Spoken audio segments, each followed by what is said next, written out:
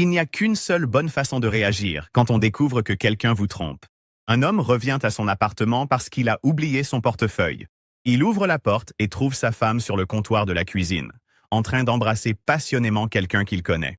Il explose immédiatement. « Tu es vraiment incroyable !» Et il se jette sur son parent pour lui faire payer ce qu'il mérite. Non, non, non, non, ce n'est pas la bonne façon de faire. Revenons en arrière. Un homme rentre chez lui à l'improviste. Il ouvre la porte et trouve sa femme sur le comptoir, en train d'embrasser passionnément un parent.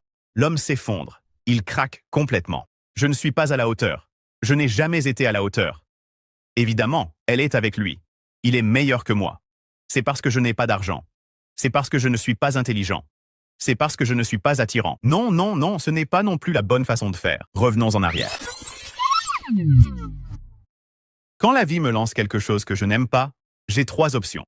La première que vous avez vue, lutter contre la réalité, perdre mon sang-froid, devenir fou, perdre totalement mon centre, me mettre en colère et me battre contre la vie. Très mauvaise option. La deuxième, s'effondrer émotionnellement, sombrer, se sentir vaincu. Là aussi, très mauvaise option. Et la troisième option, un homme oublie son portefeuille et revient à l'improviste dans son appartement. Au fait, cela s'est réellement produit. Une caméra de sécurité a tout filmé et la vidéo a été publiée. Il entre et trouve sa femme sur le plan de travail de la cuisine, en train d'embrasser quelqu'un passionnément. L'homme ne perd pas son sang-froid. Il ne perd pas sa dignité. Il s'avance lentement vers eux.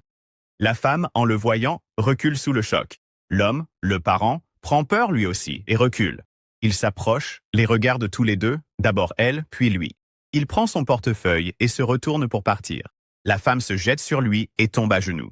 « Pardonne-moi, s'il te plaît, pardonne-moi. » Il lui enlève doucement les mains. Elle lui serre les jambes en étant à genoux, puis il serre la main du parent.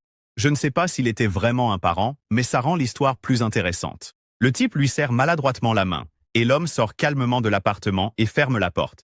Bien sûr, ça fait mal. Il était enthousiaste à propos de cette relation.